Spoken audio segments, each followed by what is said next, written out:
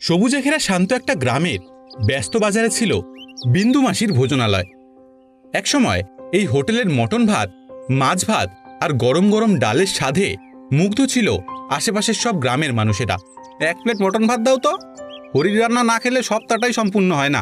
ঠিকই বলেছো গো, ওই হরির হাতের রান্নার মতো স্বাদ আমরা তো আর কোথাও পাই না। গ্রাহকদের মুখে শুধু হরির প্রশংসা শুনে হোটেলের মালকিন বিন্দু মাসির মুখটা কালো হয়ে গেল। সবাই শুধু হরি হরি করে, যেন এই হোটেলটা ওর, আমার নয়। হরি ছিল অত্যন্ত সৎ, পরিশ্রমী এবং হাসি খুশি একজন রাঁধুনি। সকাল থেকে রাত পর্যন্ত সে নিষ্ঠার সঙ্গে রান্না করত। মাসি, আজ মটনের ঝোলটা একটু বেশি করে বানিয়েছি, বাজারে মনে হয় অনেক ভিড় হবে আজকে। এত মাংস দিয়েছিস কেন?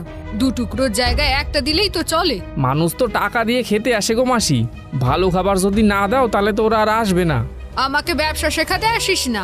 বিন্দু মাসি সবসময় কম খরচে বেশি লাভ করতে চাইতেন, কর্মচারীদেরও ঠিকমতো সম্মান দিতেন না। দেখতে দেখতে 3 মাস কেটে গেল, কিন্তু হরির বেতন এখনো বাকি ছিল। মাসি, যদি আমার 3 মাসের বকেয়া বেতনটা দিয়ে দিতেন তাহলে খুব ভালো হতো। এখন টাকা নেই, পরে দেব। আমার মা তো অসুস্থ, ওষুধ কেনারও টাকা নাই আমার কাছে। তোর সংসারের দায়িত্ব কি আমি নিয়েছি? পরের দিন দুপুরে আবার বেতনের কথা তুলতেই বিন্দু মাসি প্রচন্ড রেগে গেলেন। সারাক্ষণ শুধু টাকা আর টাকা। কাজ করতে এসেছিস না টাকা গুনতে? আমি তো শুধু আমার পরিশ্রমের প্রাপ্যটাই চাইছি আপনার কাছে। প্রাপ্য? তোকে তো প্রতিদিনই খেতে দিই, সেটাই অনেক। খাওয়ানো আর বেতনটা কিন্তু এক জিনিস নয় মাসি। হরির এই কথায় বিন্দু মাসি আরো ক্ষেপে উঠলেন। অনেক বড় বড় কথা শিখে গেছিস দেখছি। আমি শুধু ন্যায্য পাওনাটাই চাই। তাহলে এই মুহূর্তে হোটেল থেকে বের হয়ে যা। মানে আপনি আমাকে চাকরি থেকে বের করে দিচ্ছেন? হ্যাঁ, আর কোনো দিন এই হোটেলের সামনে যেন তোকে না দেখি। একদিন আপনি ঠিক বুঝবেন মাসি, এই ভালো রান্না আর ওই সততার দাম কতটা। চোখে জল নিয়ে হরি হোটেল ছেড়ে চলে গেল। প্রথম 2 দিন বিন্দু মাসি খুব খুশি হলেন। তিনি ভাবলেন হরি ছাড়াও ব্যবসা দিব্যি চলবে। একটা হরি গেছে তো কি হয়েছে, 10টা হরি লাইনে দাঁড়িয়ে আছে। কিন্তু কয়েকদিনের মধ্যেই পরিস্থিতি বদলাতে শুরু করলো। এই মটনের স্বাদ তো বাজে কেন? না, আগের মতো রান্না নেই, মনে হয় হরি আর এখানে কাজ করে না। চলো তো অন্য হোটেলে গিয়ে খাই। এক এক করে গ্রাহকেরা হোটেল ছেড়ে চলে যেতে লাগলো। বিন্দু মাসির মুখে তখন আর আগের মতো আত্মবিশ্বাস ছিল না। কয়েক সপ্তাহের মধ্যেই বিন্দু মাসির হোটেল প্রায় ফাঁকা হয়ে গেল। দুপুরের ব্যস্ত সময়েও হাতে গোনা 2-1 গ্রাহক আসত। এ কি সর্বনাশ! আগে যেখানে লাইন পড়তো এখন একটা মাছিও বসে না। মা, আজকের বিক্রি দিয়ে বাজারের টাকাও উঠবে না। সব ওই হরির জন্য। যাওয়ার আগে হোটেলের নামটাই নষ্ট করে দিয়ে গেছে। না মা, শুধু ওকে দোষ দিয়ে লাভ নেই, মানুষ ভালো খাবার খুঁজছে। তাহলে বল, কি করলে আবার লোকজন আসবে? ঠিক তখনই হোটেলের বাইরে দাঁড়িয়ে থাকা এক রহস্যময় ব্যক্তি শিখার দিকে তাকিয়ে মুচকি হাসল। আপনাদের ব্যবসা মন্দ যাচ্ছে, তাই না? আপনি কে? আমাদের কথা কিভাবে জানলেন? আমি একটা উপায় জানি যাতে আপনার হোটেলের ভিড় আরো বেড়ে যাবে। সত্যি? কি সেই উপায়? লোকটি চারিদিকে তাকিয়ে একবার নিশ্চিন্ত হয়ে নিল। তারপর পকেট থেকে একটা ছোট্ট কৌটো বের করলো। এই গুঁড়ো খাবারে 1 চিমটি মিশিয়ে দেবেন। এটা কি? সবকিছু জানার দরকার নেই, শুধু এইটুকুনি জানুন, যারা একবার এই খাবার খাবে তারা বারবার আপনার দোকানে ফিরে আসবে। এতে কোনো সমস্যা হবে না তো? আরে না না, আপনার শুধু লাভই হবে। লোভে পড়ে বিন্দু মাসি আর শিখা কোনো প্রশ্ন না করেই কৌটোটা কিনে নিল। কাল থেকে এটা ব্যবহার শুরু করব। পরের দিন সকালে রান্নাঘরে মটনের ঝোল ফুটছে। শিখা চারপাশে তাকিয়ে গোপনে কৌটো খুলল।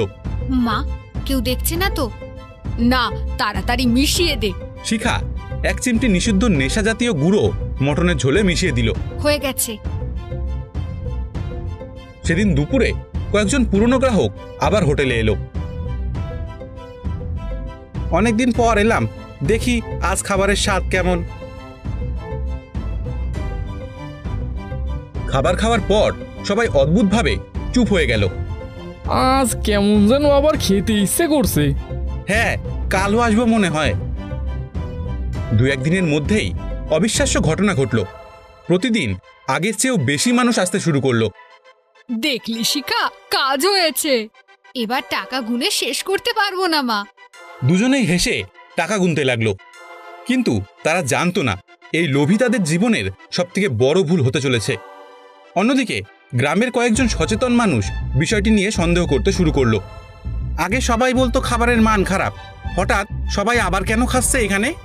আমারও না ব্যাপারটা সন্দেহজনক লাগছে, বুঝলে? চলো বিষয়টা কর্তৃপক্ষকে জানাই। গোপন অভিযোগ পৌঁছে গেল তদন্তকারী সংস্থার কাছে। অভিযোগে লেখা ছিল হোটেলের খাবারে হয়তো অবৈধ কিছু মেশানো হচ্ছে। অভিযোগ হাতে পেয়ে এক ফুড ইন্সপেক্টর বললেন, প্রমাণ ছাড়া কাউকেই ধরা যাবে না, আগে সত্যিটা জানতে হবে। তিনি সিদ্ধান্ত নিলেন সাধারণ মানুষের ছদ্মবেশ নয়, একজন সাধুর ছদ্মবেশ নিয়ে হোটেলে প্রবেশ করবেন, যাতে কেউ তার পরিচয় বুঝতে না পারে। পরের দিন সকালবেলা গ্রামের মানুষ দেখল গেরুয়া পোশাক পরা, লম্বা সাদা দাড়িওয়ালা এক সাধু ধীরে ধীরে বাজারের দিকে হাঁটছেন। কিছুক্ষণ পরে সেই সাধু সোজা বিন্দুমাসির হোটেলের সামনে এসে দাঁড়ালেন। আসুন বাবা, আসুন, আজ কি খাওয়াবো? মা, অনেক দূর থেকে এসেছি, এক প্লেট ভাত আর মটনের ঝোল দাও না। অবশ্যই বাবা। শিখা, তাড়াতাড়ি খাবার দে। শিখা রান্নাঘরে ঢুকে চারিদিকে তাকালো, তারপর আগের মতোই গোপনে সে নিষিদ্ধ গুঁড়ো মশলা বের করলো। এক চিমটি দিলেই হবে। কিছুক্ষণ পর খাবার সাধুর সামনে পরিবেশন করা হলো। সাধু ধীরে ধীরে খাবার মুখে তুললেন। কিছুক্ষণ চুপচাপ খাওয়ার পর তার চোখে সন্দেহের ছাপ ফুটে উঠল। মা, রান্নাটা খুব ভালো হয়েছে, কিন্তু একটা অদ্ভুত গন্ধ পাচ্ছি। ওটা আমাদের গোপন মশলা বাবা। তাই নাকি? বেশ বেশ। কথা বলতে বলতে তিনি অতি কৌশলে খাবারের সামান্য অংশ একটি ছোট্ট নমুনার কৌটে ভরে ফেললেন। মা, সাধু বাবা কেমন যেন অদ্ভুত লাগছে। আরে ধুর, তুই সবকিছুতেই সন্দেহ করিস। সন্ধ্যা নামতেই সেই সাধু গ্রামের বাইরে অপেক্ষা করা একটা গাড়িতে উঠে বসলেন।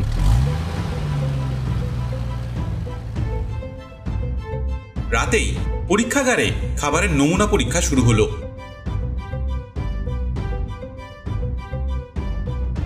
স্যার, রিপোর্ট এসে গেছে। ফলাফল কি?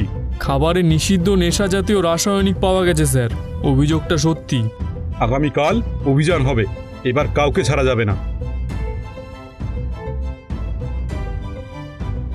দেখেছিস শিখা, এখন আবার আগের মতো ভিড়। এভাবে চললে খুব তাড়াতাড়ি আমরা অনেক ধনী হয়ে যাব। ঠিক তখনই আগের দিনের সেই সাধু আবার হোটেলে ঢুকলেন। মা, আজও এক প্লেট মটন ভাত দেবে? অবশ্যই বাবা, আজ আরো ভালো রান্না হয়েছে। শিখা আবার রান্নাঘরে গিয়ে গোপনে সেই গুঁড়ো মশলা মেশাতে শুরু করলো। আর এক চিমটি দাও। এই কথা শুনে শিখার হাত থেকে কৌটোটা মেঝেতে পড়ে গেল। আপনি কে? সাধুটি নিজের নকল দাড়ি আর গোঁফ খুলে ফেলল। হোটেলের সবাই অবাক হয়ে তাকিয়ে রইল তার দিকে। আমি ফুড ইন্সপেক্টর অরিন্দম সেন, তোমার অপরাধের সব প্রমাণ এবার আমার হাতে আছে। ইন্সপেক্টরের পরিচয় শুনে পুরো হোটেল নিস্তব্ধ হয়ে গেল। গ্রাহকেরা একে অপরের মুখের দিকে তাকিয়ে থাকলো। না না না, আপনি ভুল বুঝছেন, আমরা কোনো অপরাধ করিনি। মিথ্যা বলার চেষ্টা করবে না, সবকিছু আমাদের এই রিপোর্টে আছে। মা, এখন কি হবে? চুপ, কিচ্ছু বলবি না। ল্যাব রিপোর্টেও প্রমাণ আছে, তোমার খাবারে নিষিদ্ধ নেশাজাতীয় দ্রব্য মিশিয়েছো তোমরা। কথা শেষ হতেই বাইরের থেকে আরো কয়েকজন পুলিশ হোটেলের ভেতরে ঢুকে পড়লেন। স্যার, এগুলো সেই নিষিদ্ধ গুঁড়ো। সব জব্দ করুন, আইনের চোখে সবাই সমান, অপরাধের শাস্তি পেতেই হবে। আপনাদেরকে গ্রেফতার করা হলো। স্যার, স্যার আমাদের ক্ষমা করে দিন। দুজনকে নিয়ে যাওয়ার সময় গ্রামের মানুষরা রাস্তার দুপাশে দাঁড়িয়ে সব দেখছিল। মানুষের খাবার নিয়ে প্রতারণা করলে এমন শাস্তিই প্রাপ্য। সততার কোনো বিকল্প নেই। বন্ধুরা, আমাদের ভিডিওটি পুরো দেখার জন্য আপনাদের অসংখ্য ধন্যবাদ। তাই আপনাদের কাছে একটাই অনুরোধ, দয়া করে আমাদের চ্যানেলটিকে সাবস্ক্রাইব করে আমাদের পাশে থাকবেন। এরকমই মজার মজার গল্প আমরা প্রতি সপ্তাহে আপলোড করে থাকি।